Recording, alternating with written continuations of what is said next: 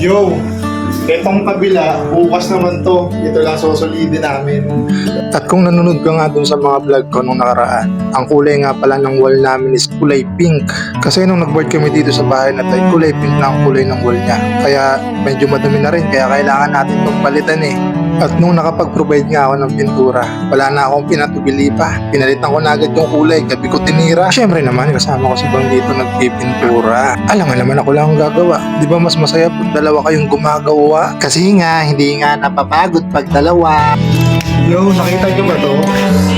Pipintura kami. Diba? Ito yung kulay, no? Ayan, no? Oh. Yeah. Pintura, pintura, pintura, pintura. Overtime.